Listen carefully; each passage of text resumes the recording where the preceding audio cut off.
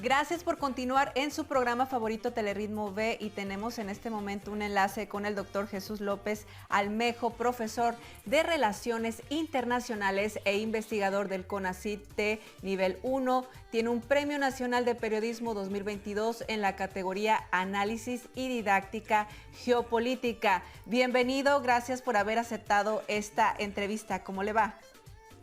Hola, ¿qué tal? Pues muy contento de estar con ustedes y a través de ustedes con la comunidad hispana de Canadá. Gracias por la invitación. Doctor, es un placer con tanta experiencia y con tanto tiempo. Yo sé que está muy ocupado, pero la verdad que es muy lindo el que tengamos este espacio compartiéndolo. Ahora bien, me encantaría que nos platique un poquito de su biografía. Sé que ha estado en muchísimos lugares, tiene 1000 de experiencia. No nos faltaría tiempo, pero nos encantaría hablar un poquito de usted. Bueno, mire, yo soy doctor en Ciencias Sociales con especialidad en Relaciones Internacionales por la Universidad de Guadalajara, maestro en Estudios en Relaciones Internacionales por la UNAM y también hice una licenciatura en Relaciones Internacionales. Actualmente soy miembro del Sistema Nacional de Investigadores del CONACYT, algo así como la Selección Mexicana de Ciencia y Tecnología, pero en el área de Ciencias Sociales. Y pues el giro que tengo es estudio de la geopolítica y de la política internacional, que es darle seguimiento a las cosas en el mundo, cómo nos van impactando. He escrito un par de libros por ahí, uno sobre el conflicto palestino-israelí y otro sobre el tema de los armenios y turcos y su cabildeo en Estados Unidos, que actualmente salió, y bueno, como unos 30 o 40 artículos científicos o capítulos de libro en donde analizamos justamente las relaciones internacionales. Ahora bien, para profundizar un poco más, geopolítica, ¿cómo lo pudiéramos definir en breves palabras? Como el estudio de la relación entre los factores políticos determinados por la geografía y también por los recursos y las capacidades materiales que tienen los territorios y cómo estos condicionan las relaciones de poder entre los actores internacionales. O sea, de alguna manera con este estudio usted puede ver qué va a pasar o qué problemática puede ver en un futuro con ciertos países, si hay un estudio con la geopolítica.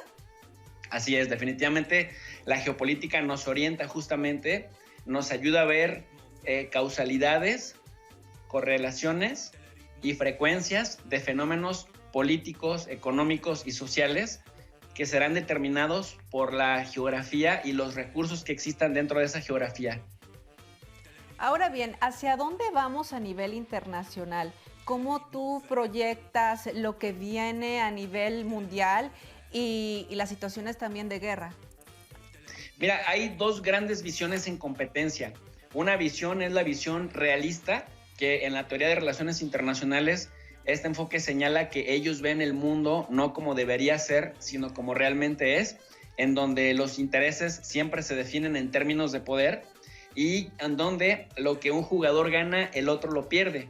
De tal suerte que quienes se manejan a través de este enfoque, el enfoque realista, invierten mucho capital en alianzas militares, en gasto militar, en investigación científica para el desarrollo de las armas, y cómo a través de los grandes recursos y los grandes capitales destinados a preservar un orden militarizado pueden obtener mayores ganancias con respecto a sus competidores. Esta da origen, por ejemplo, a las carreras armamentistas dentro de la Guerra Fría, posteriores a la Segunda Guerra Mundial. Y luego está el otro enfoque, el enfoque neoinstitucional, que viene justamente de las visiones liberales, a las que también se les conocen como idealistas.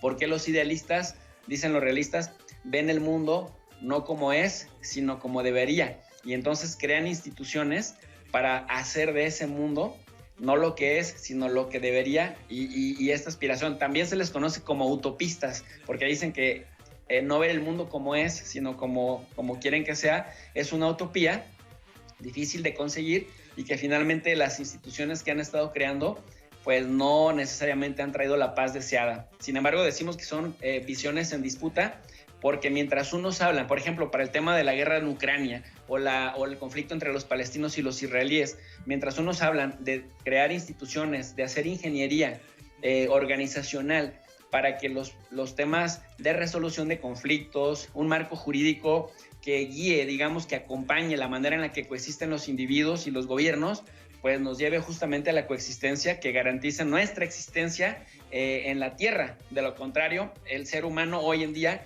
tiene una capacidad autodestructiva, armas nucleares tácticas, armas nucleares con destrucción total, que justamente pudiera llevarnos a esta debacle como especie humana, y de ahí la importancia pues de la ingeniería institucional. Sin embargo, hablamos de visiones en disputa porque mientras unos siguen insistiendo que las armas son las únicas que garantizan la paz, los otros dicen que no, que son las instituciones.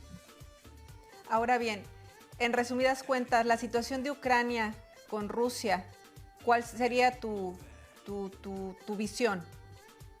Es una guerra entre Estados Unidos y Rusia. Hablamos de lo que se conoce como la trampa de Tucídides. La trampa de Tucídides es un enfoque que viene de un geopolitólogo estadounidense que se llama Graham Allison, que al hablar de la trampa de Tucídides, recordando las guerras del Peloponeso, dice que generalmente las potencias que van en decadencia se aferran para no caer tan rápido, y en el aferrarse obstaculizan el ascenso de otras potencias, de tal suerte que la combinación de la caída de unos con el ascenso de otros los pone en camino de colisión a una guerra. Esto pasó en las guerras del Peloponeso. En la vida actual, desde el 2017 a la fecha, se nota cómo Estados Unidos en el campo militar se siente amenazado por Rusia, y en el campo económico y comercial se siente amenazado por China, de tal suerte que para el caso de Rusia está la receta de Ucrania, y para el caso de China está la receta de Taiwán, que se trata de armar a estos territorios y a estos grupos políticos independentistas con bastantes armas, para luego provocar que tanto China ataque Taiwán y Rusia ataque Ucrania, de tal suerte que entonces Estados Unidos pueda justificar con la ingeniería institucional que domina a través de Europa, a través de Canadá, por cierto, y otros países en Occidente, pueda justificar una andanada de sanciones que económicamente debiliten con el paso de los años a Rusia y también lo pueda subdesarrollar en términos tecnológicos. El problema es que me parece que lo ha empezado a hacer demasiado tarde, porque Rusia, por ejemplo, ha encontrado en los mercados asiáticos la tecnología, el dinero y las redes comerciales que ha ido perdiendo progresivamente en Occidente. Y esto, bueno, pues va a generar que el desgaste ya no solamente sea de la parte castigada, sino también de los sancionadores, que se convierten en víctimas de sus propias sanciones, como lo hemos estado viendo con la debacle económica que está sufriendo Occidente. ¿En qué terminará todo esto?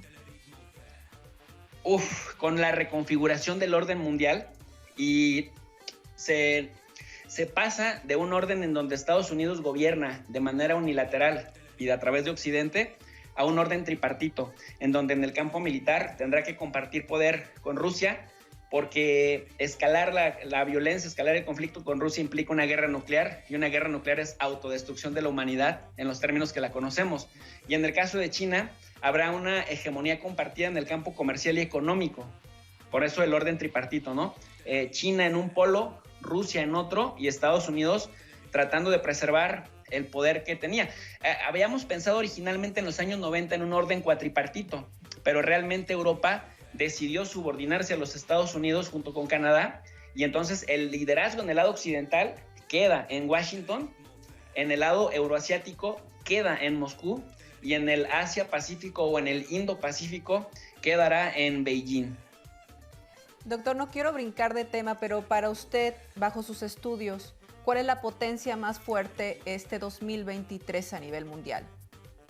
Pues mira, la que lleva, digamos, un ritmo sostenido de crecimiento es China. Duró 30 años creciendo por encima del 11%. Nada más para darnos una idea, en Occidente celebramos cuando uno de nuestros países, incluido Estados Unidos o incluido Canadá, crece entre 3 y 6%. Decimos, wow, tuvo un crecimiento espectacular. China creció durante 30 años a más de 11%. Pero incluso en la época del COVID, en donde, por ejemplo, Europa creció a menos 10%, México creció a menos 8%, o Estados Unidos creció a menos 7%, los chinos siguieron creciendo por lo menos a 3 o 4%. Entonces, siguen teniendo un crecimiento sostenido incluso en la debacle, pero ahora en la época post-COVID nuevamente empiezan a producir, de tal suerte que las cadenas de suministro que se originan precisamente buena parte de ellas en China ya volvieron a tomar los ritmos de crecimiento que tenían previos a la pandemia. Y lo más importante, en un momento en el que en Occidente empieza justamente la debacle bancaria y empieza justamente la desaceleración económica. Así que en este momento podríamos decir que aunque todavía Estados Unidos está por encima, trae una tendencia a la baja de décadas, mientras que China trae una tendencia a la alza de décadas, que probablemente en 2030 lleguen al punto de no retorno. Doctor, me quedan muchísimas preguntas, pero eso quizás será en otra ocasión. Se fue rapidísimo el tiempo. Un tema muy profundo y de mucho debate, y hay mucho que sacarle, mucha información, pero le agradecemos de sobremanera su tiempo. ¿Dónde lo podemos seguir en redes sociales? Por ahí estoy viendo que tiene ya la plaquita de YouTube. Felicidades, no cualquiera lo logra. La verdad que es un orgullo mexicano, un orgullo latinoamericano. ¿Cómo lo podemos seguir en redes sociales, por favor? Muchísimas gracias. Pues yo he subido mis cursos de política exterior y de geopolítica y de organismos internacionales completamente gratis al canal de Tu Profe de RI. RI significa Relaciones Internacionales, y la gente puede meterse a ver estos cursos, pero también los análisis de coyuntura, lo que va pasando día a día. Tu Profe de RI. Listo. Muchísimas gracias, doctor. Hasta la próxima. Muchísimas gracias. Un placer. Bueno, ¿qué le pareció esta entrevista? Vámonos a un corte, volvemos.